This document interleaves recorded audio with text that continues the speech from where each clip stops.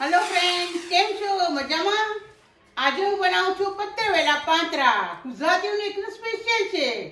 ચલો એને માટે આપણે તૈયાર કરીએ પત્રવેલા બનાવવા માટેની સામગ્રી. પત્રવેલાની સામગ્રી છે આ પત્રવેલા મેં લીધા છે. અહીંયા સ્પેનનો પત્રવેલા મળતા જ નથી. આ તો મેં અમારા ઘરે જ કુંડામાં અમે રોપેલા એ પત્રવેલા છે. મને પણ ઘણા વર્ષ પછી ખાવા મળવાના છે આ પત્રવેલા.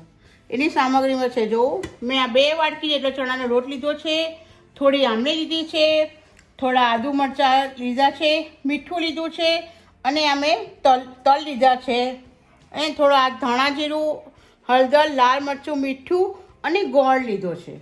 આ પાતરા એકદમ નાજુક હોય છે.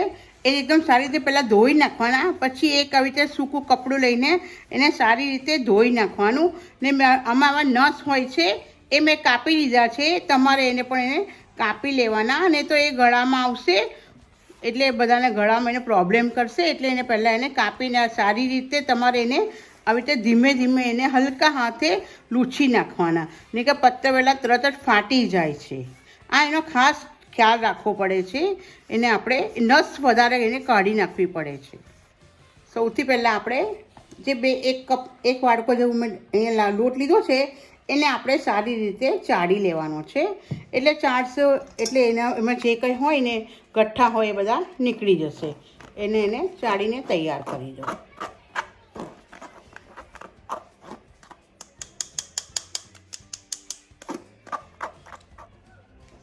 ચણાનો લોટ આપણે એકદમ ચાળી લીધો છે. એકદમ સ્મૂથ અને બારીક જેવો થઈ ગયો છે. હવે આપણે એમાં તૈયારી કરીશું પત્રવેલાની સામગ્રીની. એમાં આપણે પહેલાં નાખીશું લાલ મરચ, ધાણા જીરું. આમાં વધારે પડતો અજમો વધારે સારો લાગે છે. અજમો નાખવાથી એકદમ ટેસ્ટી થઈ જશે. આદુ મરચાં, ગોળ બી બહુ સરસ છે. આ એકદમ ખાવામાં એકદમ ટેસ્ટી, ખાટું અને ગળો ટેસ્ટ આવે છે. મજા આવશે બધાને ખાવાની. નમક,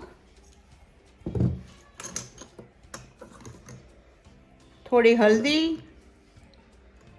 આપણે લીલું મરચું નાખીએ થોડુંક લાલ મરચું, થોડું કલર માટે જ નાખવાનું, થોડું લાલ મરચું અને આ તલ નાખવાના થોડા. ને તલ થોડા મેં વધારે આમાં નાખ્યા છે.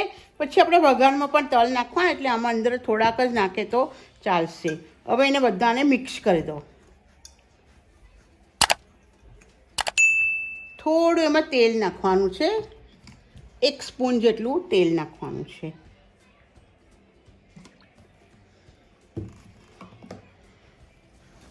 હવે આપણે એનું ખીરું બનાવવાનું છે. ખીરું થોડું જાડું રાખવાનું છે. બહુ પાતળું થવા દેવાનું નથી. બહુ પાતળું કરશો તો પત્રવેલામાંથી બધું ખીરું બહાર આવી જશે. એટલે આપણે એને મીડિયમ જાડા જેવું થોડુંક જાડું આપણે ખીરું રાખવાનું છે.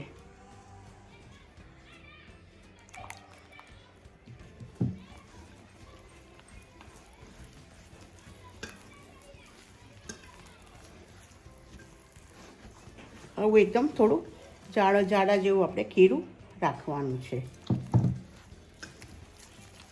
ખીરું આપણું તૈયાર થઈ ગયું છે. સરસ મજાનું થયું છે. પાણી પણ નાખવાની આપણે આમાં જરૂર પડી નથી. એકદમ સરસ રીતે ખીરું તૈયાર થઈ ગયું છે. જોઈ શકો છો તમે એને ખીરાને આટલું જ જાડું જેવું રાખવાનું છે. ખીરું થોડું જાડું થઈ ગયું હતું એટલે મેં આમાં ખાલી 1 ડ્રોપ જેટલું પાણી નાખી થોડું પાતળું બનાવ્યું છે. જો અહીંયા તો ઘરના પત્રવેલા છે એટલે બહુ નાના છે. ઇન્ડિયામાં તો સરસ મળી આવે છે એટલે ખાસ્સા મોટા હોય છે. અહીંયા તો અમારા ઘરે જ કુંડામાં કરેલા છે એટલે નાના છે. એટલે આના વાટા એકદમ નાના બનવાના છે. એને આવી રીતે ઉલટા હાથે એને ચોપડવાના છે. સીધા હાથે નહીં, જેમ ઊંધા હાથે એને લગાવવાનું તમારે.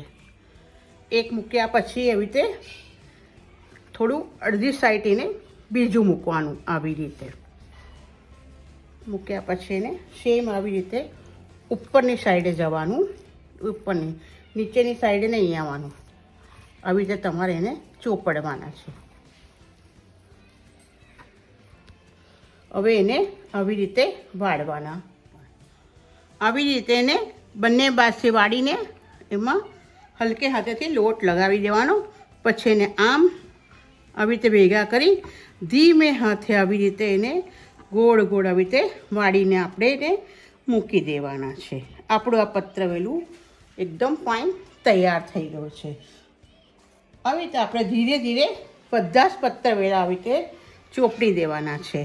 હવે તમારી પાસે વધારે પત્રવેલા હોય ને અમે 3 ને 4 બી તમે લગાવો, જેમ વધારે કરશો તેમ વધારે સારા થાય છે. મારી પાસે તો બહુ છે નહીં એટલે હું એમાં 2 જ પત્તા લઉં છું. તમારે તો ત્યાં વધારે મળે છે એટલે તમે 3-4 લેશો તો વાટો એકદમ ફાઇન અને જાડો અને સરસ થશે. આ મારી પાસે નથી એટલે હું એકદમ ઓછું પત્રવેલા લઉં છું. નાના નાના છે એને કારણે. અત્યારે હવે કોરોના વાયરસ બી થોડો ઓછો થઈ ગયો છે ને બધા રવિવાર હોય ને બધા બનાવ્યું હોય તો એકદમ સારું અને ટેસ્ટી ચા જોડે બી સારું લાગે છે. આ ખાવામાં મજા આવે છે. ઘરમાં સાંજના ટાઈમે તમે બનાવશો, સવારે બનાવશો તો બી એકદમ સરસ લાગે છે ખાવાનામાં.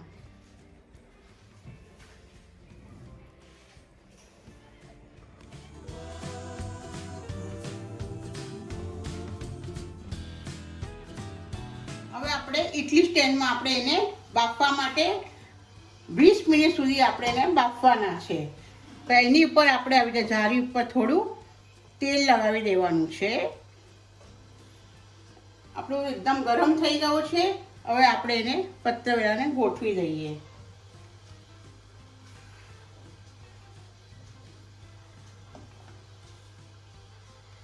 પત્રવેલાને આવી રીતે ગોઠવી 20 મિનિટ સુધી આપણે એને રાખવાના છે.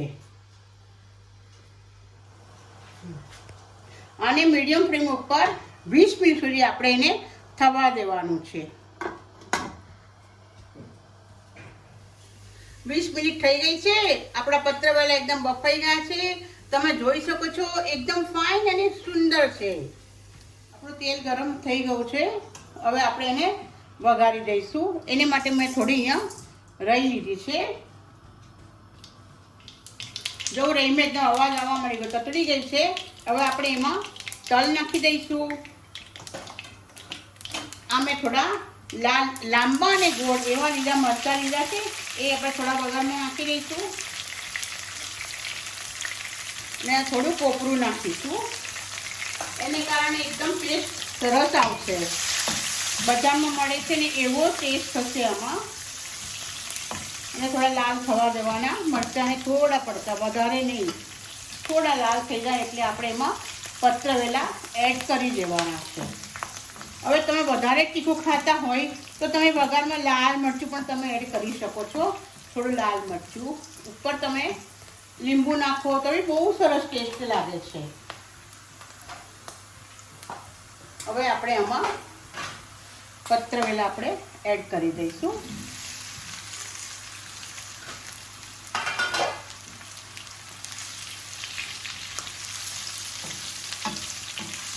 હવે એને થોડા ક્રિસ્પી થાય ને ત્યાં સુધી આપણે એને સ્લો ઉપર રહેવા દેવાના છે. સરસ મજાના સ્મેલ આવે છે. ખાવાનું મન થઈ જાય એવું લાગે છે. મસ્ત થયા છે આપણા પાંતરા. જો એકદમ બ્રાઉન થઈ ગયા છે. અમે વઘાર્યા છે. તમે એને તળવા તો તળી પણ શકો છો. તળેલા વધારે સારા લાગે છે. એકદમ ક્રિસ્પી થાય છે. ને અમારી પાસે થોડાક જ હતા એટલે મેં ખાલી વઘારી દીધા છે. જો તમે તળીને કરશો તો વધારે સારા લાગશે. એકદમ લાલ થઈ ગયા છે. હવે આપણે ગેસને બંધ કરી દઈશું. આપણા પત્રવેલા પાંતરા એકદમ રેડી થઈ ગયા છે. જો એકદમ સરસ નેચરલ કલર આવ્યો છે. સરસ લાગે છે. મસ્ત થયા છે. હવે હું આને એકદમ ટ્રાય કરીશ. વાવ, બહુ મસ્ત થયા છે. પરફેક્ટ થયા છે. સરસ થયા છે. તમે જરૂરથી ટ્રાય કરજો આ પત્રવેલાની. તમને બધાને ભાવશે. કોઈ મહેમાન આવે તો તમે બનાવશો તો બી એ લોકોને ભાવશે. એકદમ ચટાકેદાર થાય છે પત્રવેલા. ખાવાની મજા પડે છે. હું હવે રજા લઉં છું. મારી આ ચેનલને તમે લાઈક કરજો, શેર કરજો.